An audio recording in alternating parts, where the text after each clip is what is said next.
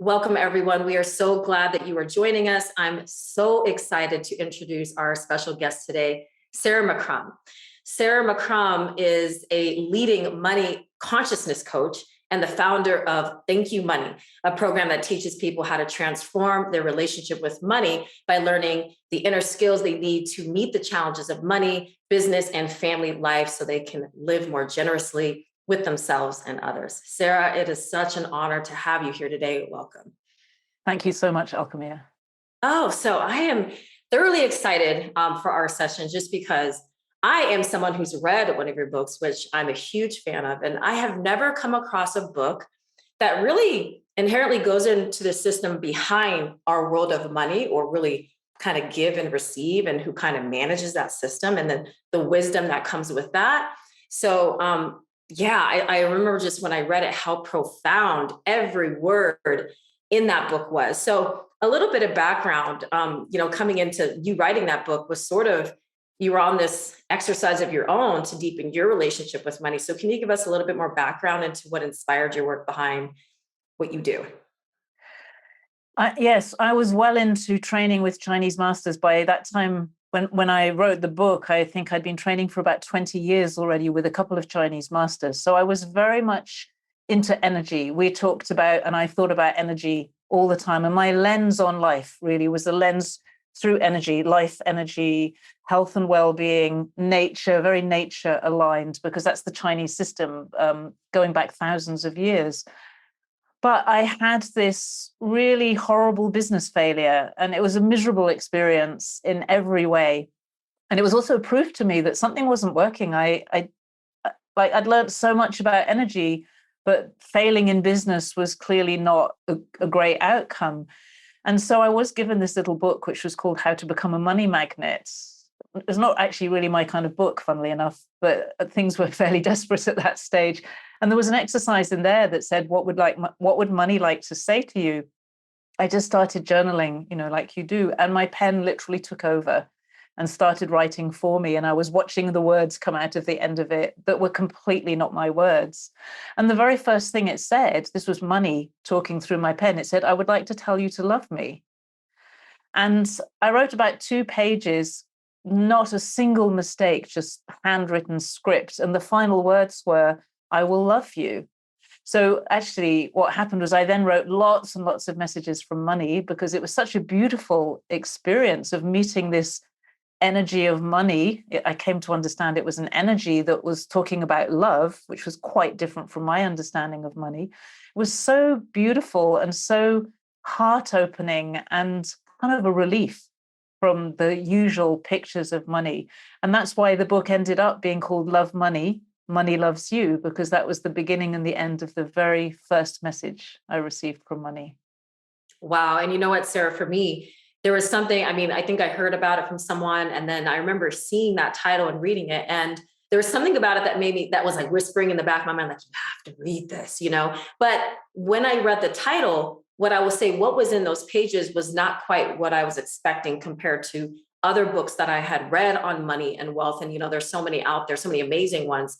But like you said, this is something that focuses on the energy of money, which the perspective of it was just very different than what I had read before. So what's the connection between your relationship with money and your relationship with yourself and your body? The most important connection is around stress and relaxation. I would say that money is one of the major causes of stress in our society. And it's an interesting one because people who have a lot of money tend to be very stressed about it. And people who have very little money tend to be very stressed about it. And middle-class people tend also to be stressed about money. They each have different stories, and there are patterns and all those kinds of things. But we know that stress is a major cause of disease. So if you just link those two together, and you can immediately see that our thoughts and our feelings about money and our relationship with money are constantly impacting our body. And at an energetic level, this is really interesting to explore, because when you're tense, you're closed to energy, you don't get much energy. When you're relaxed and open, you receive energy from the universe, let's say, and you actually receive new, fresh energy, which is really our life food. That's what makes life work. When you're tense, you're getting very little of that. And so you're actually depriving your body, your whole system, of the food that it needs, the energetic food, to be able to live. So there's a double thing happening there. It's not only that the worry about money causes tension and you don't get that energy, but that lack of energy actually directly deprives your body of the energetic food that it needs to thrive. That is so good too. Well, I love how you, like you said, the kind of double thing that we've got going on there with energy, because like you, I had the honor and pleasure and, of studying with so many amazing teachers. One of my teachers comes from an Eastern lineage. His name is Master Zoe. And the most profound thing that he said to me, Sarah, was, you have to be happy and relaxed. He says he barely speaks English, but he would keep reiterating to me, basically letting me know that, yes, if we want energy to flow freely, whether we're working as a practitioner to project it or receive, the key is that lack of tension, just how that's even reflected on a physical level.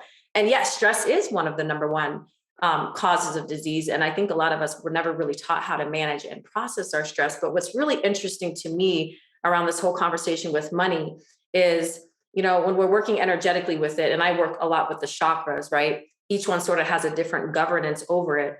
And I know one of the things that you actually teach is, around, this whole conversation around fear, right? To have no fear around money or lack. And I think I come across so many clients that actually deal with a lot of root chakra issues, which is all survival related.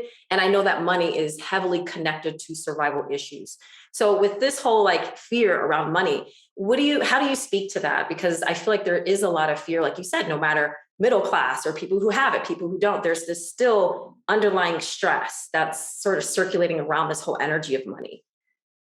And that's exacerbated in a situation where the financial markets and our financial systems are very unstable at the moment and cracking at the seams. So it's really natural for people to have fear. Fear, in a way, is, I don't know what's going to happen. Things are changing. They may change for what appears to be the worst. I may lose things that I've relied on for a long time. And that's real. That's true. And we are seeing that. People are losing things. People lose businesses. People lose money. It happens all the time. That's a fact, and it can happen. I think that what I find is that when you get into this kind of loop of fear and stress and worry, as I explained before, that actually closes you to the opportunities in the situation. And it also closes you to the new energy that's going to give you the path forward. So you limit your options when you're very stressed about what's going on. And so in a way, it comes back to the same thing, that whatever's going on in the world and whatever the apparent cause of the fear is, it's always ultimately something that you don't know. It's something in the future that you don't know what's going to happen. How do we learn to navigate these kinds of choppy, difficult times? My experience, and I would say this as a business owner, is that sometimes it feels like we're literally in a dark forest and we can't see the path. But if you're afraid, you're going to shut your eyes and hide and not find anything. What I do is I just try to keep all my subtle senses open. I get better and better at reading the energy of what's going on. And I find that then it's like I'm shown things and I'm brought things and people come to me. And that's the path through the forest.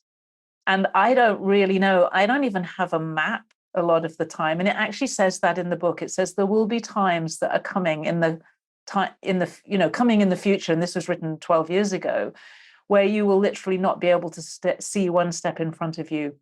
But you just have to know that it's like you can navigate your way through that. So I feel that that's what's happening at the moment. And therefore, talking about energy, talking about well-being and relaxation and being happy or enjoying, which are the things that keep your energy flowing and enable you to be more in tune with yourself and with nature. That's what enables you to see the subtle signals. It enables you to say, it's time to let go of this, stop fighting. And it's also enables you to say, I really care about this. I stand for this. I will fight for this. Like this is something that is so important that I'm taking it into my future with me. So we then start to develop better discernment in terms of the decisions we make, and we cultivate wisdom.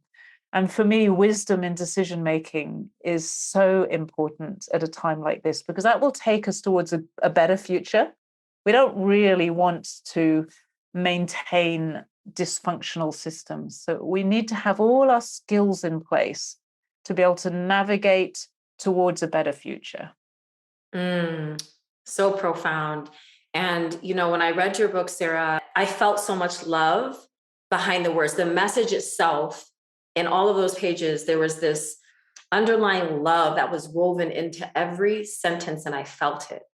And I know one of the things that you've learned and that you teach is that love and enjoyment really work. And right, it's all about, can we give it a chance though? So with that being said, where does self-love fit in, with money? Some of my clients have said to me when I teach quite a lot about self-love, and usually that's the piece where they say, oh, this is all beginning to make sense. I think that our society has actually done us an enormous disservice because it's made us feel that self-sacrifice, service without expecting anything in return, poverty often are the good way of being. Good people do those things, and bad people are selfish. They want to make money for themselves. Actually, often they want to look after their family, but it's, perceived as being selfish. They work for money, so it's not seen to be service. And so we have this kind of conflict between doing good and doing something for yourself. That's kind of how it's perceived to be. Some people are good and they give all the time, and some people are selfish and then they receive all the time. It's a terrible polarization. It's completely untrue, because if you want to run a business so that you can take care of your family or even of yourself, you actually have to provide service to others. And if you don't, you will not run a good business and you won't survive. So business is always about service.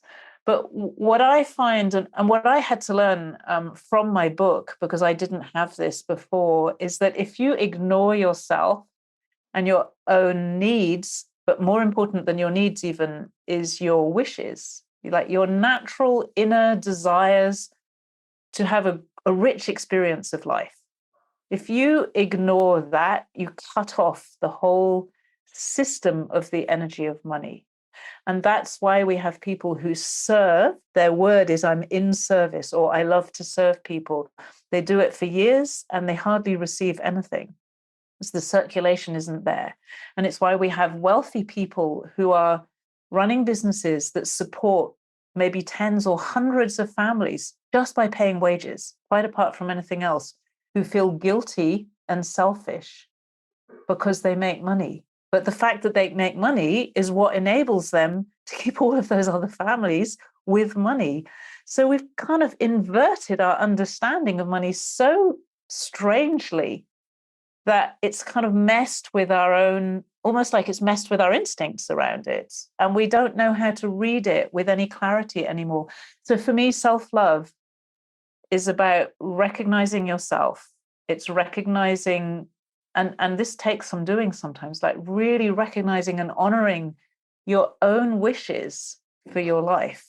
Like, really, I want to experience something. I'd love to experience that. Not, I don't deserve it, or I'm no good, or whatever. But how do you open up your life so you can experience what you would love to experience? Because that's coming from your soul and your heart. It's coming from the essence of who you are. And that's what you came here to experience. You didn't come here to experience, your mum and dad's ideas about your future, or your society's ideas about what makes a responsible citizen who gets a master's degree and then gets a mortgage and then gets a this and then gets a that. That's not what we came here for.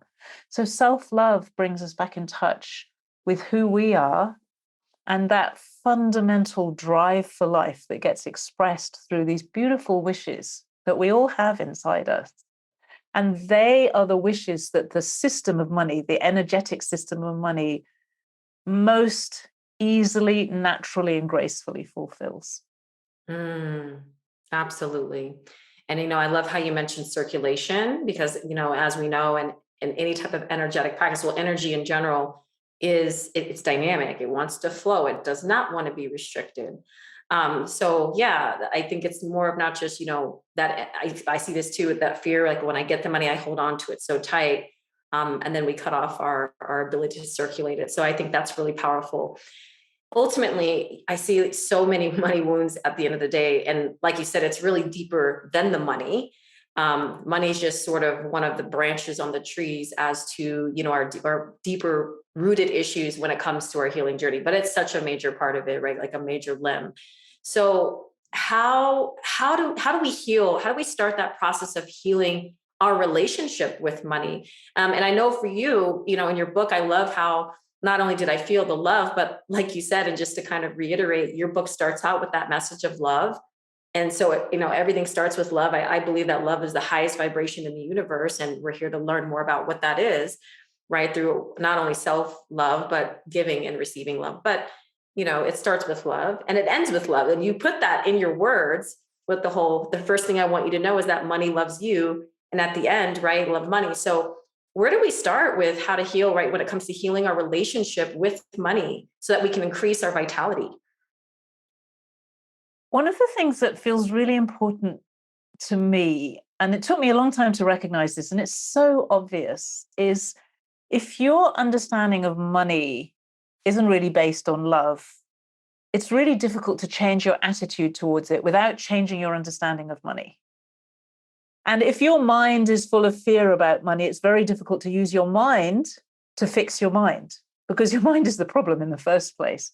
A lot of the methods that we learn, we try to fix our mind with our mind. So we try to change our mindset when it's the mind that's actually the problem. And it's an extraordinarily difficult thing to do because your mind will apply the same kind of lens as it fixes to exactly the same lens as the problem.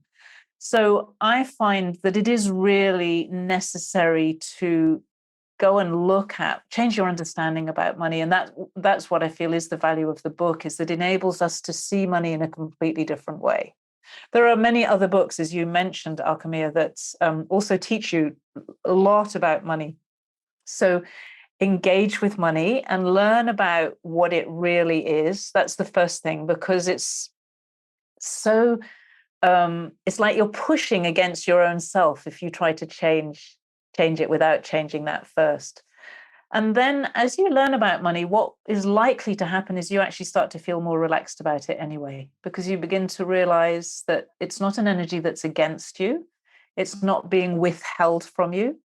It's not here to punish you, and it never has been.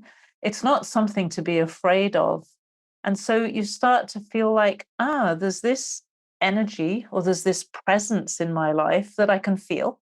I can actually experience it and it feels good. So that's vitality right there. It feels really beautiful. It feels comforting and it's present. It's actually here with me and it feels available and generous, more vitality. And then you start to develop a kind of friendship with it. You start to relate with it and you start to see, how does it work? How do I need to be to have a good relationship? And you know what? It's not surprising that it's really similar to having good relationships with other people. So if you're really tense and nervous and afraid of your husband or your partner, it's a really difficult relationship. If you're relaxed and you enjoy your partner and you have some fun together, you have a much better relationship. So we know what it takes, but we often have reasons why we think we can't be that. So as you get to know it and you realize, it actually responds better when I'm relaxed. Things seem to happen more easily. Money comes more easily. Or at the worst, I don't worry about it anymore. So at least I've freed up my energy so that I can start to figure out how to make more money or whatever your issue is. So relaxation is working. I feel better with money when I'm relaxed than when I'm worried and stressed about it. And then you start to look at, how do I get what I want? How do I make this money energy? Like, how do we collaborate with each other? Because maybe I want more money or I want this experience, then it costs money. And you realize that if you're very unclear about what you want, nothing ever seems to happen. But just like with a partner, if you can clearly say, I'd really like this, or please could you help me with this? Very often they'll say yes. But if you say, oh, you're so annoying, you never help me and you never do anything for me, they don't even know what you want. How can they help you? So these are simple, basic rules of relating that unfortunately all too often we don't really apply in our personal lives any more than we do in our relationship with money. But we do have the fundamental makeup to be able to explore this and get better at it. We recognize love. We know what feels good. We also know what feels bad. So we have a kind of inner guidance system that can gradually help us move towards a better relationship with money and away from one that doesn't work well. Mm. Coming back to what you said, just, the intensity that a lot of people carry, the fear that a lot of people carry around money. It all starts, like you said, like how can a wounded mind, repair a wounded mind? So at the same time, we have to not only, shift our perspective about money, but it's initially we're working on our relationship with ourselves. By default, we're working on our relationships with everything. And one of those things happens to be money as well. So with that being said, I just feel like that there's some really common limiting beliefs that are kind of centered around money. In your work, Sarah, what have you found are some of the most common limiting beliefs, and how do people work through those? So it's very common for people just to feel that they can't really go beyond where they are. So they're limited really by what they're seeing around them and what they've experienced so far. And that becomes their frame. And so anything that goes too far out of that doesn't seem possible anymore. And yet, very often, what they want is outside that frame because that frame has been completely formed in the past. So it's all old energy. And the new energy is always more evolved than the old energy. So the old energy is always going to take you somewhere you've never been before. So maybe that's not it, that turns into a belief. It's not, like, oh, money doesn't grow on trees, all these kinds of things. Yeah, but we know that stuff. But what's actually much more interesting is to look at the fact that you usually view your future from the lens of your past. But the future is something you've never experienced before.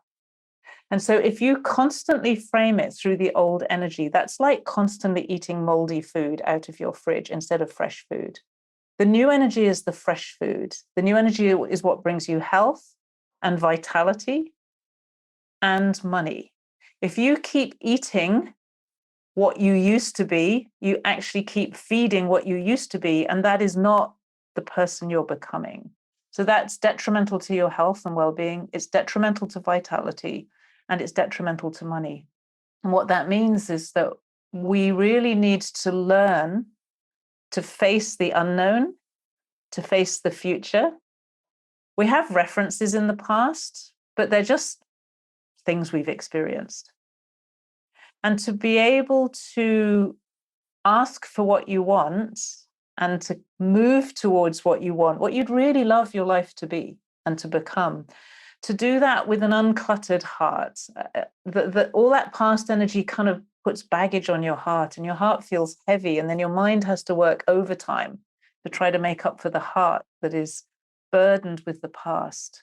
And then the whole system feels so weighed down, it's not surprising that you don't really believe that you're capable of being more.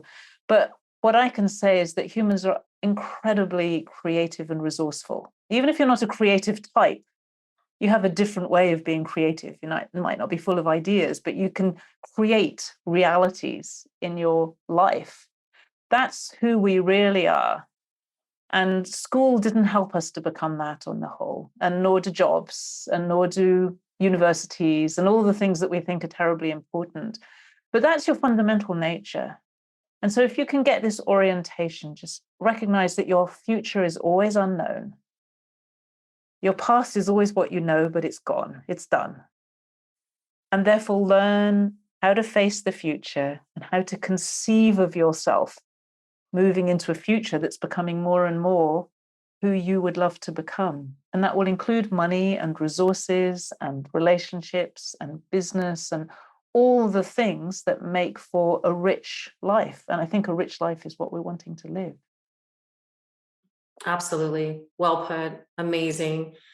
So Sarah, I'm really excited because I know you have a 10-minute energy activation for money and vitality for us to experience. So I am ready when you are.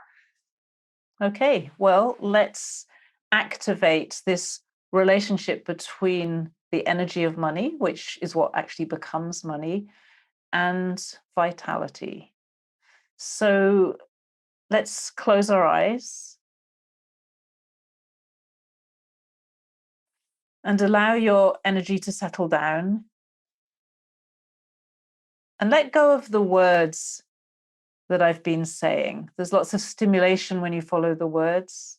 Let's just let them go and experience now.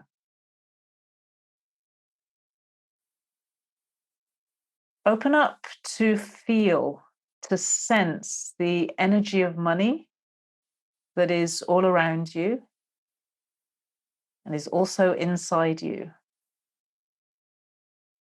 This beautiful energy of the generosity of life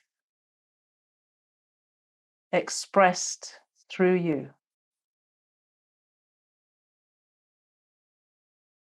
Allow yourself to be relaxed in the presence of the energy of money.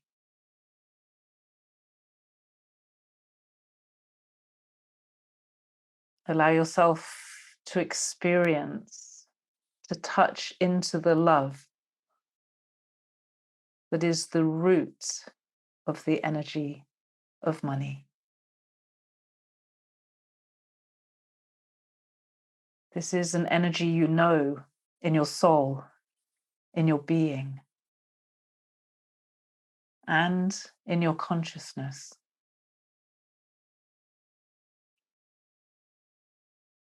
It's an energy of abundance, of fulfillment, feeling full with life.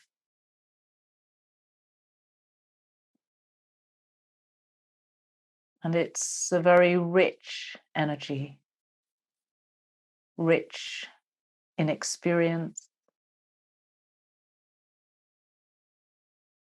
rich in opportunity and potential.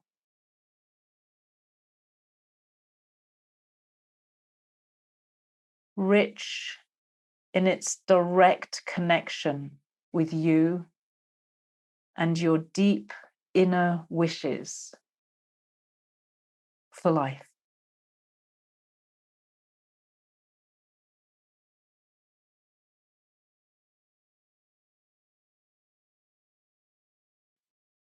And as you allow yourself to be relaxed by this energy, you open up, and naturally you're receiving fresh universe energy. You're open, willing, maybe curious. And the fresh energy is the fresh food of your body and of your being.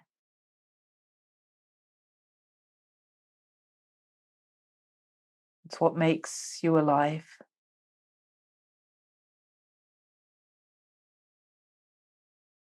It's what makes everything function.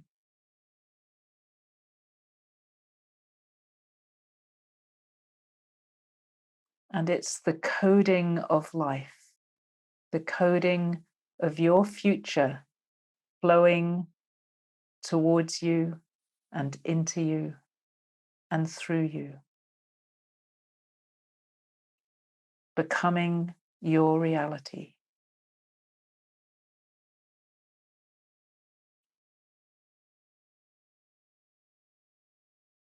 Feel the vitality,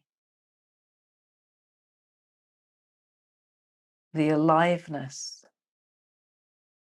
of this fresh energy.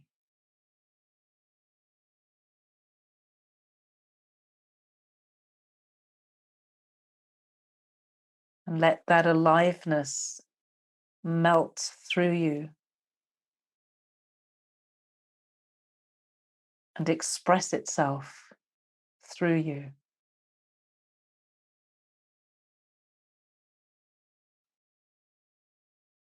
Through your body,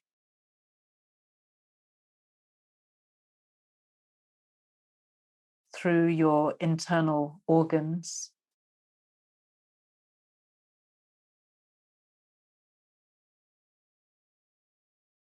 through all your internal systems, the systems that run and maintain your body.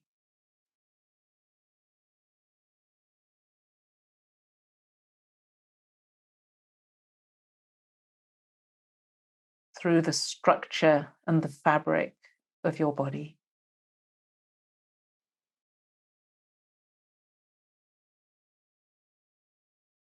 Through your health and your well-being, your physical expression.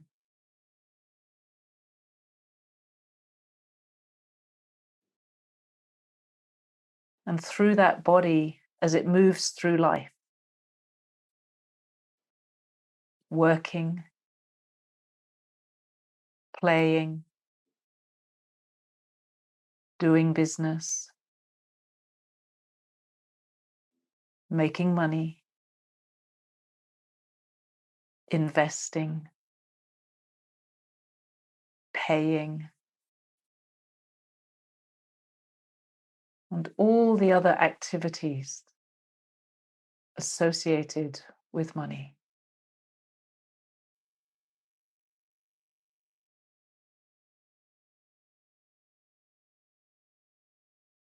How alive can that be?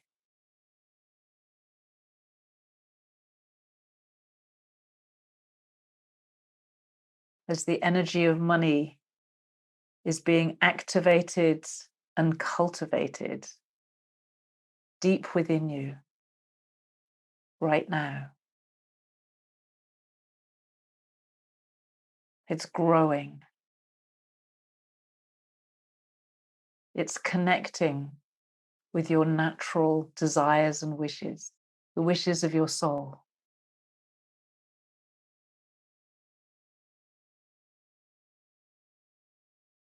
It's expressing your desire for life, your deep hunger for a beautiful, rich life.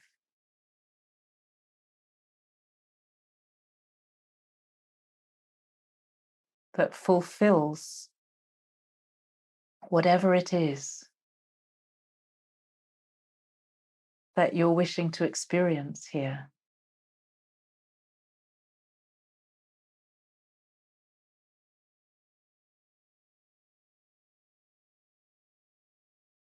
Your aliveness, your vitality, your activities. These are your contribution to other people and to life itself.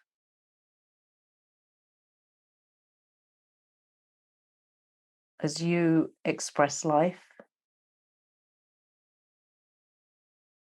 and life expresses itself through you.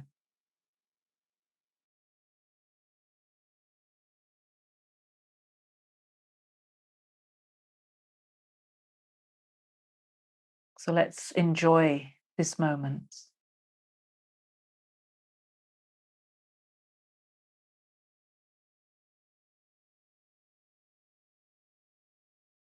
And be present with life and with the energy of money.